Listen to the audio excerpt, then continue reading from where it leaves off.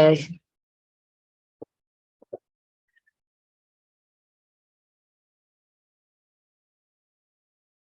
Welcome to Suffolk County Community College Entrepreneurial Assistance Center MWBE webinar series. Tonight's webinar, we're going to be discussing the MWBE certification application process and the supporting documents, which will be presented by me, Kenya Harvey. I am the project coordinator and MWBE for the center, MWBE consultant for the center.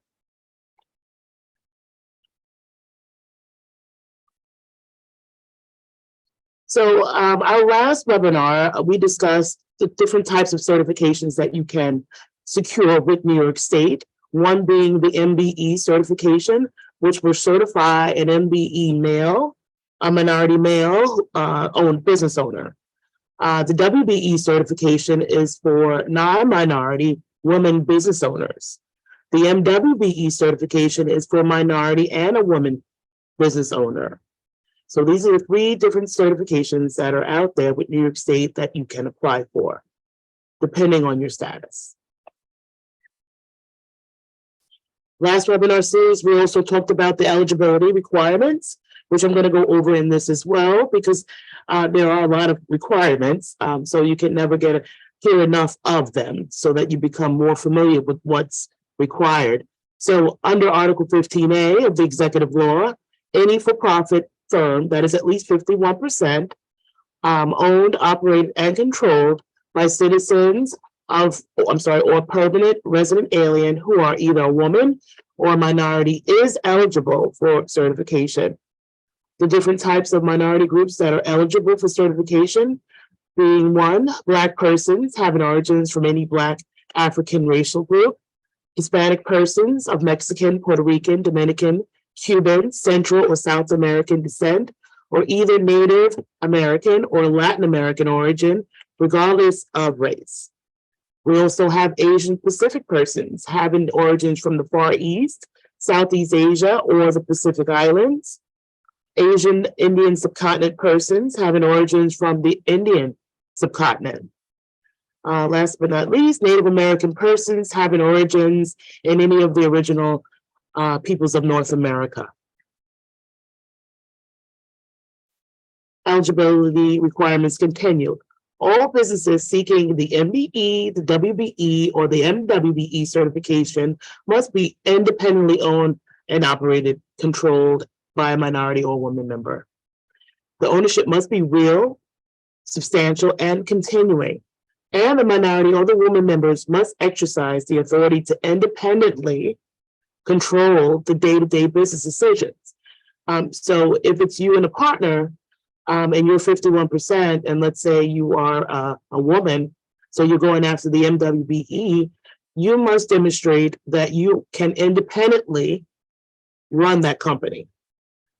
Okay, and also the personal net worth, the P&W restriction, that each minority or woman owner whom the certification is based upon cannot have a personal net worth exceeding 15 million after allowable deductions.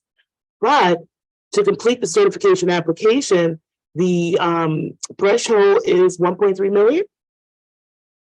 It cannot exceed that. And if so, you will complete one of the one of the forms, which is the attachment B worksheet that calculates your net worth with the application.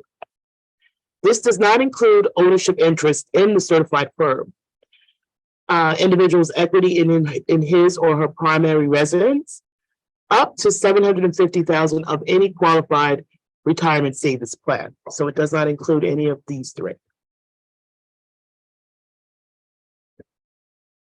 Eligibility requirements continued. So your business also cannot exceed 300 employees, right? That's a small business restriction. It must operate independently of other firms, demonstrate business activity, and be in operation for at least a year. Out-of-state applicants, the firm is to be currently certified as an MBE in that state before they apply for certification status here in New York State. You must apply for a certificate of authority before applying for the certification here as well.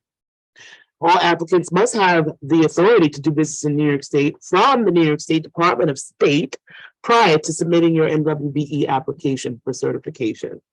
And if you want to learn more about how to do business or become authorized to do business with New York State, you go to the Department of State, the Division of Corporations, or call 518-473-2492. And also you can send them an email at corporations@dos.state.ny.us. So there are mandatory documents that you will need to complete this application.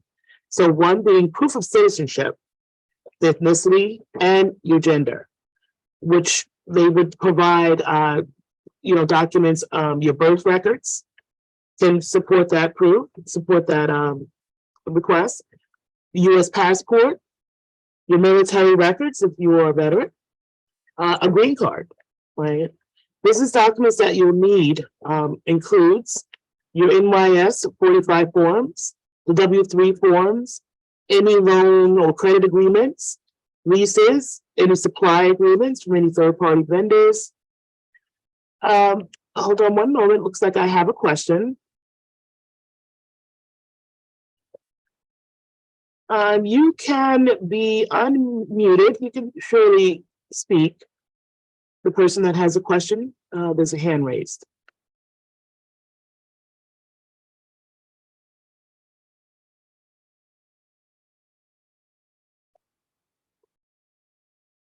You can talk. You can talk. Ishmael, do you have a question? Is there any? I can hear you. It looks like you're going in and out a little bit. I'll type my question inside the chat because it sounds keep disrupting the class. Is that okay? I'm sorry, can you talk a little louder? I said I'm gonna type my question inside the chat because it sounds very distorted. Okay, that's fine. Okay. Okay, I'll address it in a little bit, okay?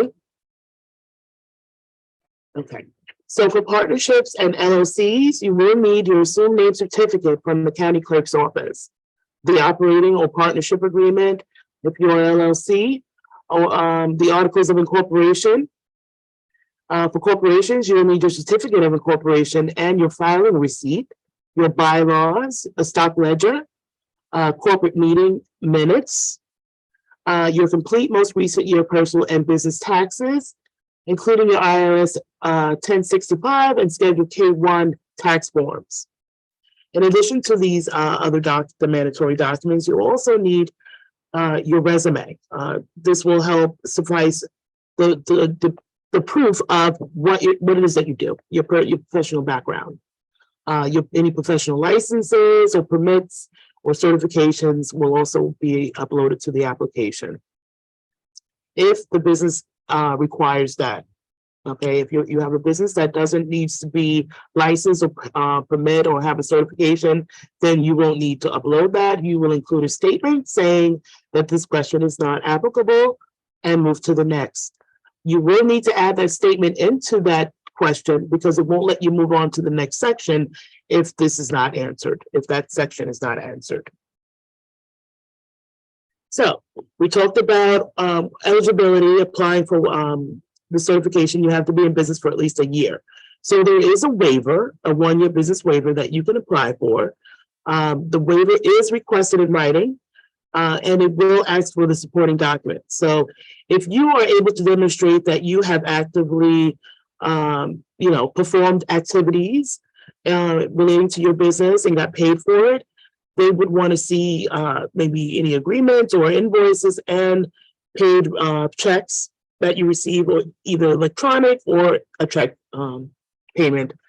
They would like to see you being paid for that service. So those supporting documents. And also, if you're a corporation, just to show that you're formally incorporated under that business name. The response time on these eligibility waivers would be between 1 and 2 weeks. They really decide on them really quickly, especially if you upload the supporting documents with the request. It'll go really quick. And the decisions are made case by case. So it's no certain criteria that they're following. It's just what you are presenting with the request. Once you get approved for the 1-year waiver, you must include a copy of that approval with the notarized certification affidavit form that will be in the document section of the application. To obtain a waiver, if you're eligible for this waiver, you will contact the MWBE certification unit or at 212-803-2414, or send them an email at the MWBE certification at esd.ny.gov.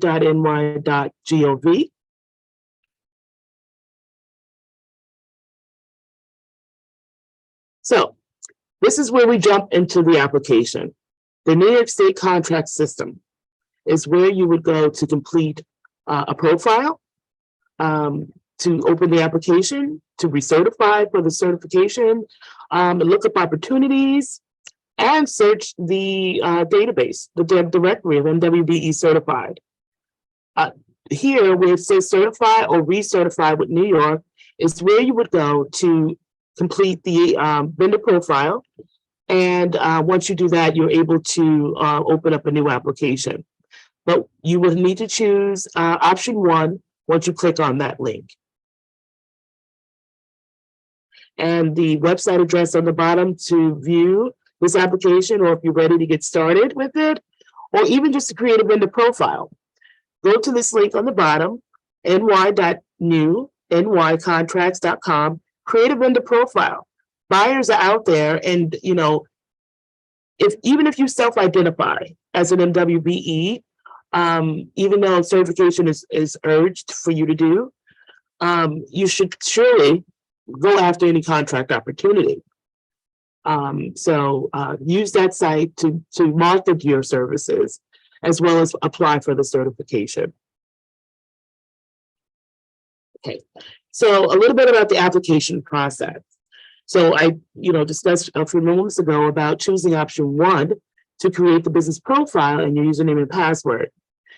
You could start a new WBE, MBE, or MWBE certification application. The system provides the application based on your current business structure.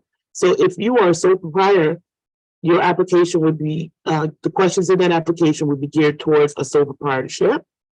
If you are a corporation, the questions in that application will be geared towards corporation documents like the bylaws, the meeting minutes, stock ledger as well.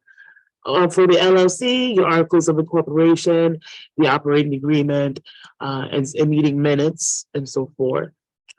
Also, electronic upload versus fax, right? So once you open the application, to get to uploading the documents, it's going to ask you whether you want to electronic upload or fax or mail in the documents. I strongly advise you to always choose electronic upload. It's more efficient.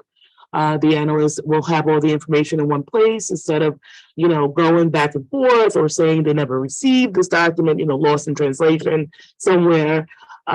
Electronic always works, always. Know your supporting documents that you're going to need, the required documents. We'll go into them a little later in the presentation. I'll go over each one in detail, but definitely know them, because the application won't be complete without them. So be sure to upload what the application is requesting. Monitor the date of deletion. So once you open the application, you will have 90 days to complete this application. If the application is not complete within that 90 days, it will get deleted from the system, and you will need to start the application over. So I strongly advise to monitor that date so that if you need more time, you go in and you press the extend button. The extend will extend the application for a week. So if you need more than a week, keep pressing extend until it won't extend anymore. Once that happens, you will need to notify the MWBE help desk to extend your application further. Create an MS Word doc to say not applicable on company letterhead. So in this application, there's going to be questions that may not pertain to you, that are not applicable to you. And like I said earlier, you won't be able to move on without putting something in there. So the statement will hold that place and allow you to move on to the next section. Every question must be answered. Okay, for questions or to check the status of your application, you will contact the NWBE Help Desk, again, at 212-803-2414. Or give them an email at, NWBE certification at esd.ny.gov. And then you have a question in the chat. Sure, thanks, Chad. Says, is there any way to view all the documents you're mentioning as you say them? So I'm going to jump into them shortly, in a little bit. So you're going to see each document, and I'm going to go over each one with you. We also have a question in the Q&A. Because there will be sensitive, confidential data on the application, does the system accept encrypted emails? No. Save it as a PDF. Okay, and upload. So That's all for now. yeah, and even the Word doc, right? When you're creating your statements, your non-applicables, I always say save them as a PDF so they're not tampered with. Does that answer your question? Okay, let's jump into the app. Oh, okay. So again, a little bit about the application. I'm going to break down each section of the application. So section 1, right? There's about 8 or 9 sections, I believe it's 8, and then a document list that you will need to complete before signing and submitting. So the company profile. In this section, we're going to add your business information, 3 years gross receipts, and the number of employees that you have. Now, if you are a one-man show, it would be 0, right? Because you don't include yourself when claiming your employees. And all 4 boxes must have a number in it, or it won't let you move to the next section as well. So it's going to ask you for full-time and part-time employees, or seasonal or temporary. So it will be 0 in all categories unless you have someone either full-time or part-time or seasonal or temporary, not including yourself. Section 2, ownership information. You add the owner or owners, their partnership information. Now, the sources of capitalization is a big plus, a big thing in this section, because you have to go back and find the, things that you spent your own money on getting this business started. One being, if you're a corporation filing for the corporation with Department of State, right? You paid a fee, right? $125 for a corporation, and I believe it's $225 for the LLC. So definitely use that as a source of capitalization.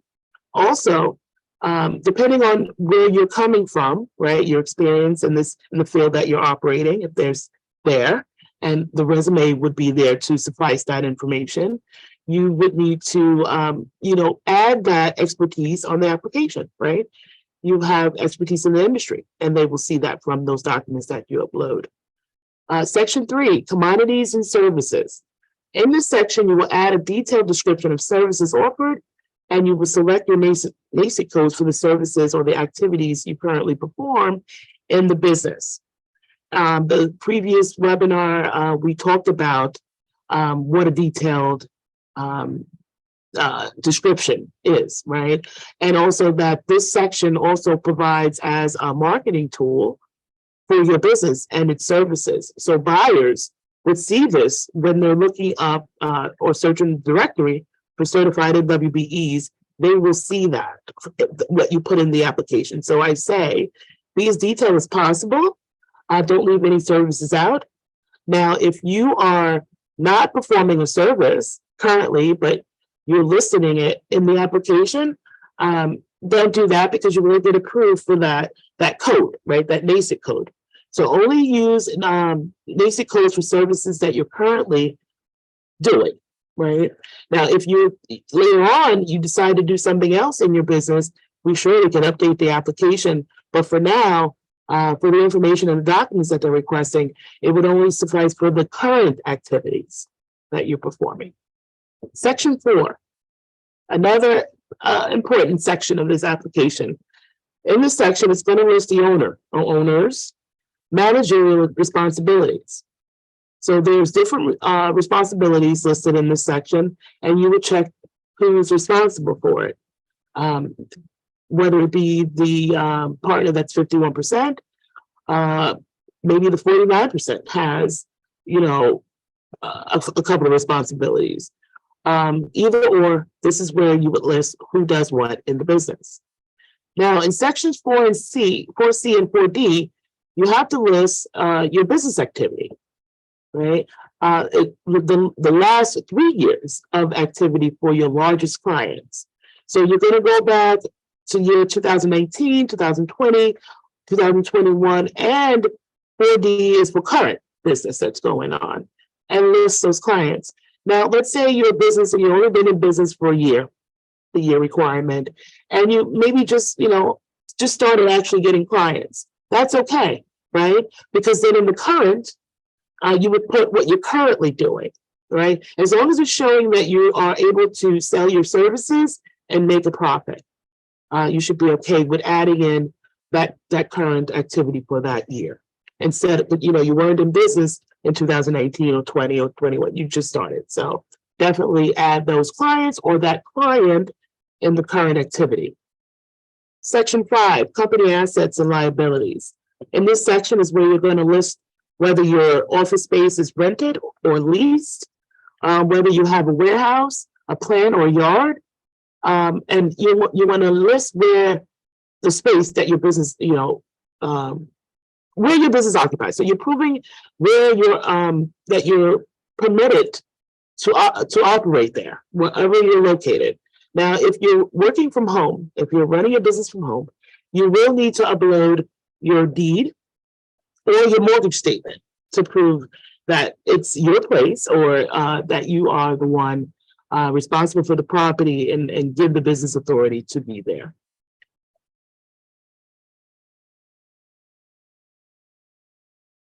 Section 6, relationships with other businesses. So you have to demonstrate that you're independently and can operate this business on your own. In this section, you're going to add relationships with other firms. Say you have a day job, a 9-to-5 job, and you operate your business part-time. You need to include that place of employment there, and as well as any other family members that may have affiliation with the business or any other business, right? Section 7, outside consultant. Do you have an accountant? Do you have a business attorney? Do you have a business consultant? This section will ask you for that information. You don't need to have them, but it would be great if you do.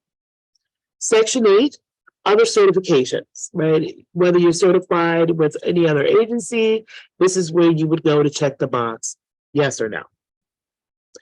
Now, the moment that we were just talking about the supporting documents. So this is where I'm going to go into those documents in detail. I will draw those up on the screen and let you read them and show you what it is that needs to be done on these forms. So the first form here, we have the certification affidavit, certifying that you are a minority or woman-owned business. Attachment A, which is the New York State MWBE certification, individual net worth affidavit. So on this form, you're going to notarize your net worth. So your net worth is 100,000. You will put that amount on this form and notarize it. Attachment B, the worksheet. It must be attached to the application if your net worth exceeds 1.3 million. So if it doesn't, we do not need to add this to the application, and it will be one of these instances where we put a not applicable Word doc there. The last but not least is the ethnicity attestation clause. This form is required if you're applying for MBE certification. So you won't see it in the WBE certification. And I haven't really seen it in the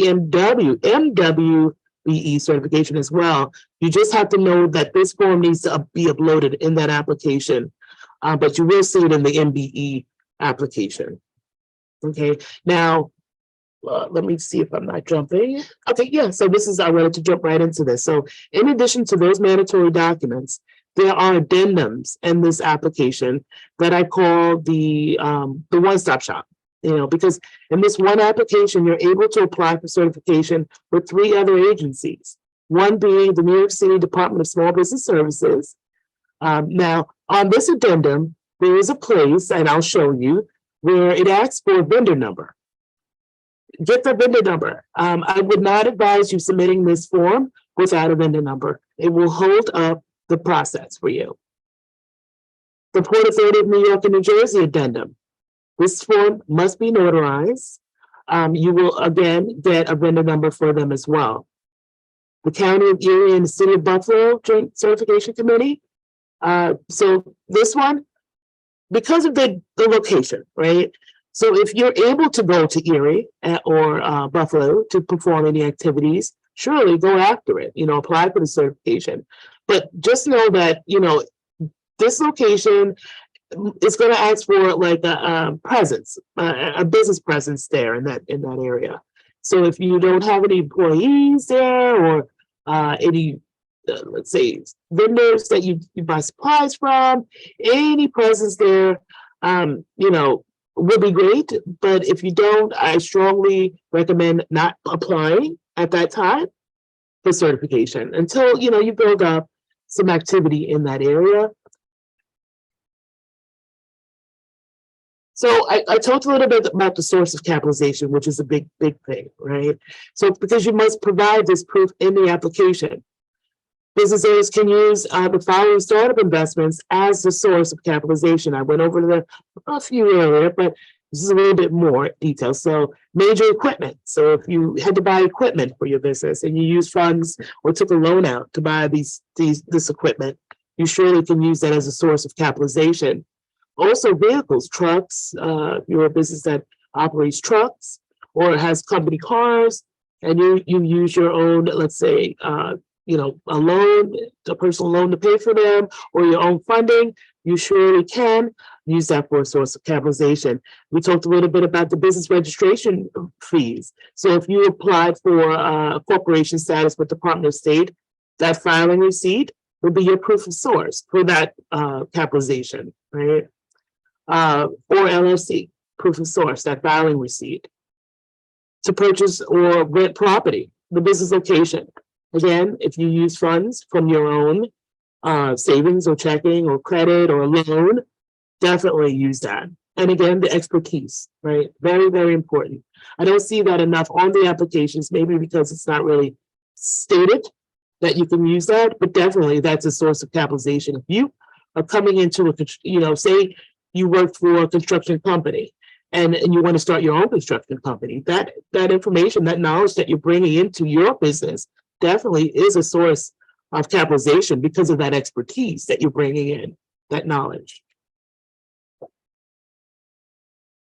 The business description. So when you're creating your vendor profile and also in this application, you're going to describe your services, your products and services that you provide, right? And this example, you know, depending on the industry you're in, it would be geared, you know, the information, depending on how detailed it is depending on the industry and the services that you're providing. But I just love this one example that I use a lot. I will change it soon, I promise, because it's very detailed, right? So from this example, you see that, you know, I get this a lot, right? When you ask for a detailed business description, I get a one-liner too, right? I provide environmental consulting services, or this business provides environmental consulting services, right? That one line doesn't really say exactly what it is that you're doing, right? It tells me what area you're in and what you do, but not exactly detailed services, right? Our firm specializes in providing terrestrial, ecological, and environmental services. Our primary areas of expertise include flora and fauna surveys, biological inventories, wetland delineations, rare species surveys, and habitat suitability assessments, vernal pool surveys, invasive species identification and mapping, habitat / community evaluations and mapping, bird surveys by sight and sound, species monitoring using unmanned aircraft, i.e. drone. That was a mouthful, right? That is very, very detailed. It looks like this description does not leave out anything, right? And that's how I want your description to be, as detailed as possible. Okay. Are there any questions in the chat before I go on?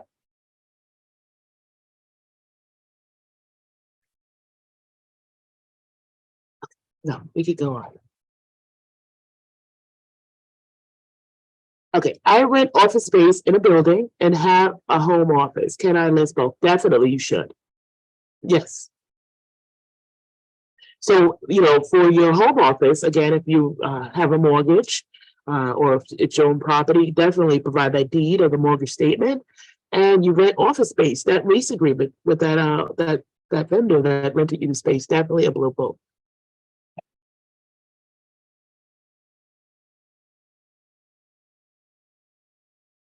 Basic code lookup. So in this application, you're able to look up the basic codes for this application. Use the basic code search for the codes to look up these codes, right, in the application. The code selected must represent your current business activities, right? The codes for the activities not yet performed, they won't be approved. The documents that you upload would only suffice the activities that you're currently doing. So you definitely won't get approved for something that you're not doing.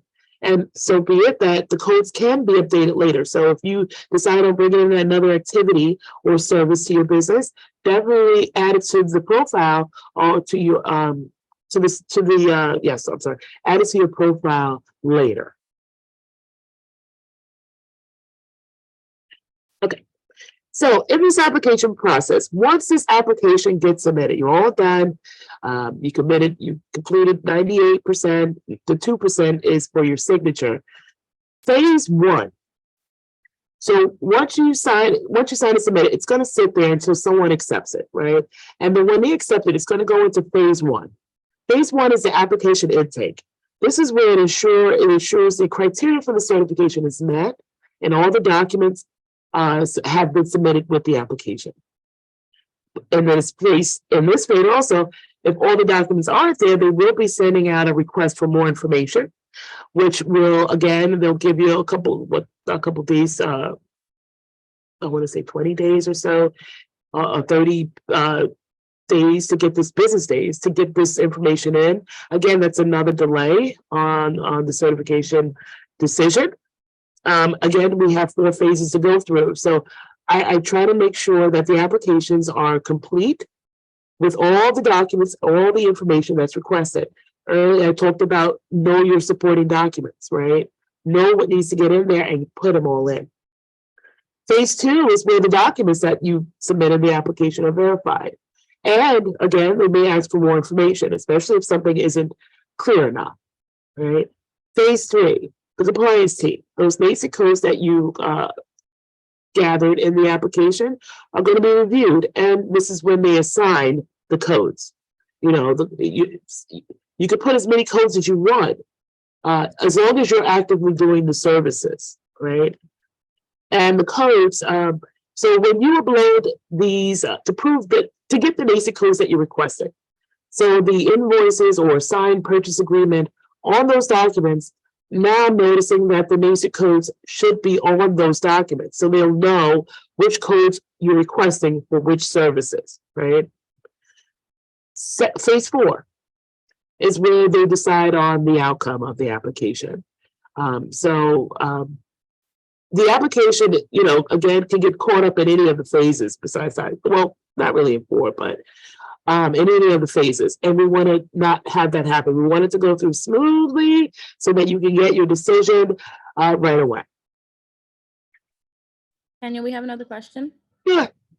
Says I rent an office space in a building and I have a home office. Can I list both? Oh, yeah, I answered that question. Yes, you can. Okay, sorry, I missed that. That's okay. Okay, so again, the MWBE application status, you contact the MWBE certification help desk for any information about the application or any questions about the documents. Surely reach out to them.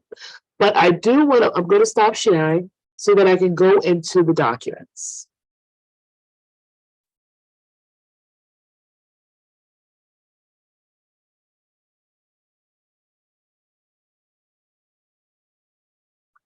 The first one I want to start with would be the certification affidavit. I'm going to share my screen again.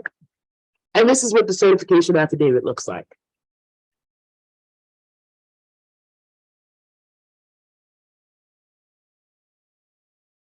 It's a few pages. You will sign, I believe it's page 4.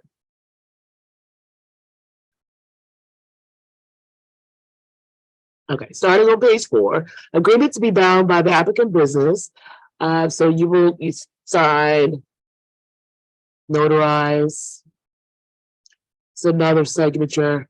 If you are a minority or woman of the business of the applicant business, so if you're a woman or a minority, definitely sign, notarize. Okay, I have an actual question this time. It just took a second to load. Okay, cool. It says, do I have to change my name on my business documents if I got married afterwards? Well, you should, right? But as long as it'll be seen, right? So if you're, it depends. Okay, so if you have to be in business for at least a year, right? And let's say 2 years ago you started the business with that married name, right? But your documents 2 years ago had your married name, right? We need to supply that information, right? Because those are your documents. That's the corp documents or your sole proprietorship business registration has that. So we need to upload it. It wouldn't matter, right? Because it's the paper trail, right? That counts. But I do urge at the end result, if it's a name that you are not going to utilize further, to actually make the change on the documents. So they can see it. It's a trail, so it wouldn't matter.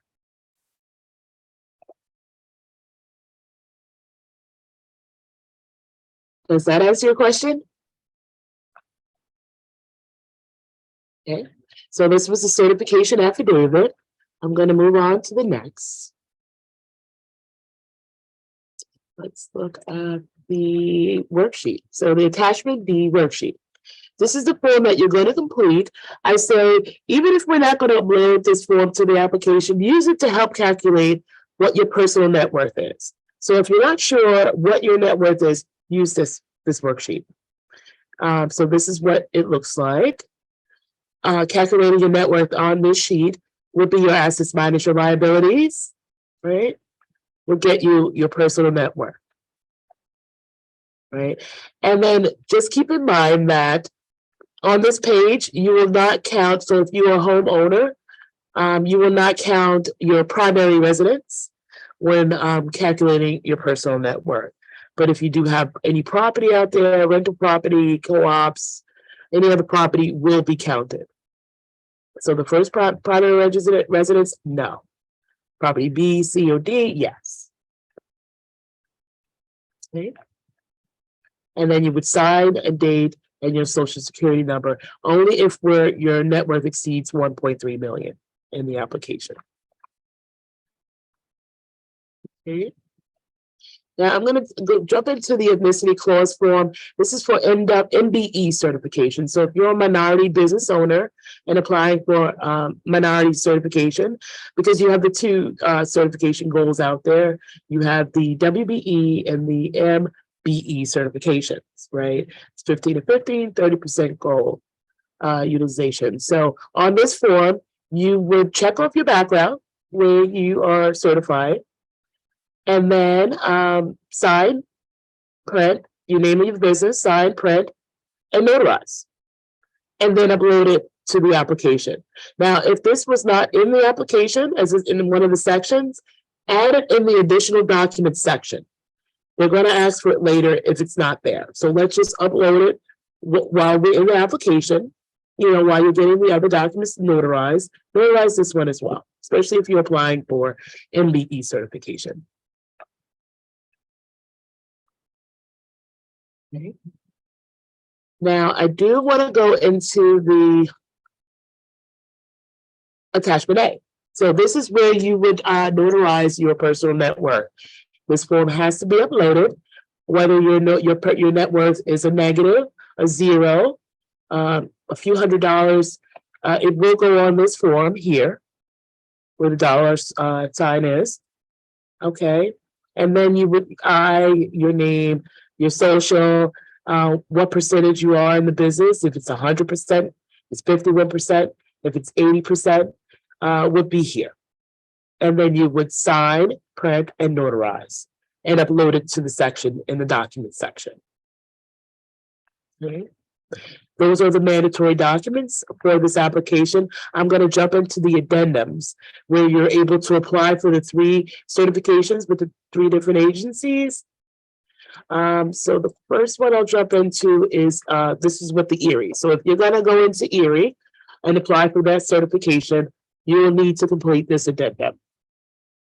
Now, if you're not able to perform activities in this area, I again urge you to do that. You're not going to apply. So add a Word doc, PDF it, saying that you're not going to, you do not wish to submit this, apply for this certification at this time.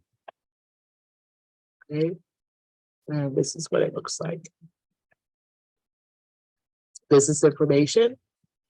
Is your business at least 51 owned, operated, controlled by a U.S. citizen or U.S. permanent resident or a member of the designated minority groups, including Black, Hispanic, Asian Pacific, Asian Indian, and or woman? Right, you would check the box. There's that it been in operation for at least a year is asking. So remember, the business has to be a business for at least a year. In Erie and the city of Buffalo, there's a vendor number requested here as well. Right, so you want to get that vendor number. You want to check yes and get the vendor number and put it there and upload it. Now, again, I talked about meeting that business presence necessary to satisfy their nexus for their eligibility requirements. So if your business doesn't meet any of these requirements, definitely don't apply, right, until you can. Okay, meet those requirements. And this number here, they usually have a website here. I don't see it, but reach out to this number, right, to apply for that vendor number for instructions for registering as a vendor in their portal. Right. So let's go to the next addendum. All right. New York City. New York City Small Business Services.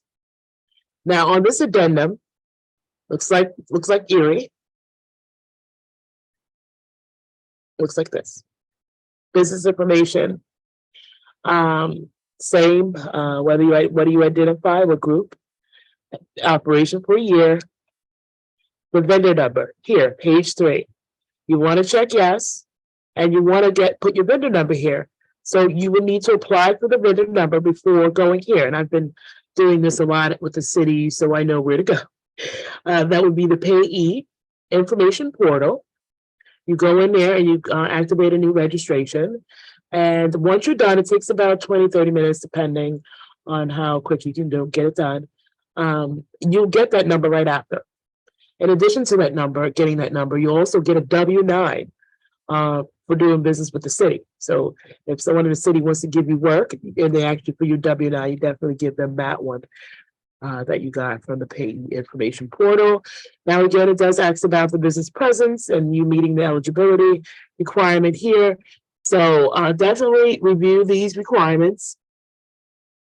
And if you're eligible, surely go after it. Complete this addendum. But if you do not meet the eligibility requirement, I say hold off until you do. Yep. Now there is one more, and that is with the Port Authority of New York and New Jersey, right here. So on this one, this form, it does get notarized. The other ones didn't really ask for notarization, but this one does. And also it gives you the instructions on creating that, getting that vendor number, right? Being registered in their vendor, in their portals, step by step. There's a link here.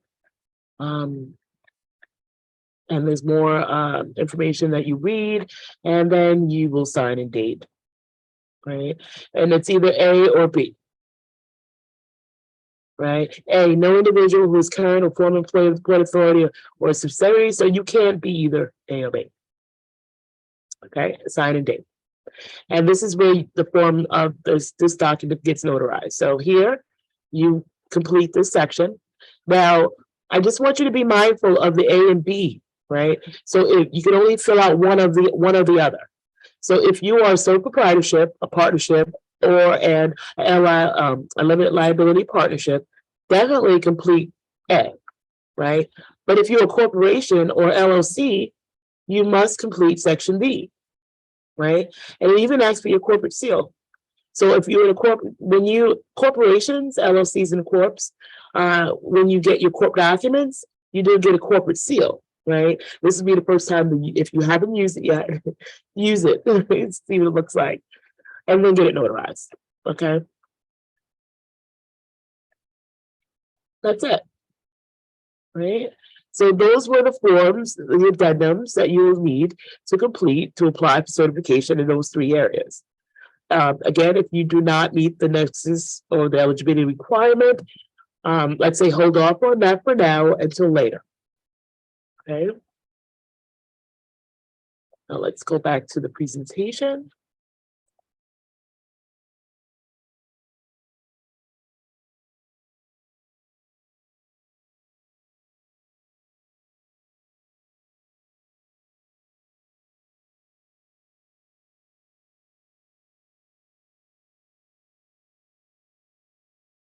Okay, so this looks like it may be time for questions. Does anyone have any other questions out there before I jump into some upcoming webinars that we're hosting here at the center?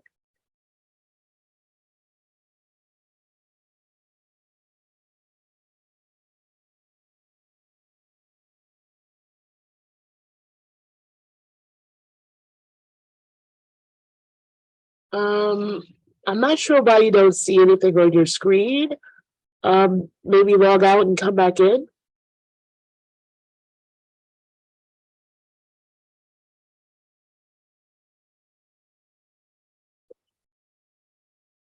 So if there's no other questions, I do want to jump into letting you know about our upcoming webinars for the remainder of this series. So on December 8th, we're going to have Chris McCann. She's the administrator for the New York State Contract Reporter. She's great with looking up contract opportunities on that site. She even provides one-on-one assistance. So if you want to learn more of your keywords and help look up those opportunities, definitely give her that attend the webinar, get her contact information, and reach out. Schedule that one-on-one with her. On December 15th, I'll go over the capability statement and networking for procurement. So after you get certified, right, what next, right?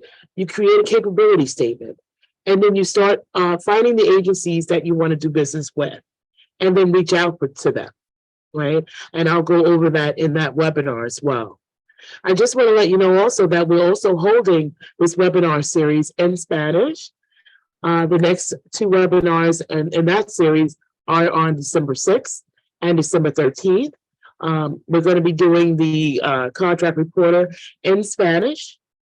So definitely, if you know someone that'll benefit from that information, give them the information to reach out to us, and we'll get them set up with registration.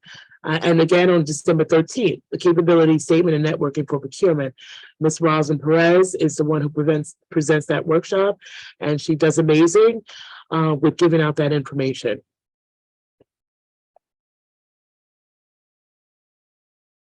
Our contact information here at the center is our phone number is 631-851-6214. Definitely reach out if you need more information or assistance, or even just to become a client.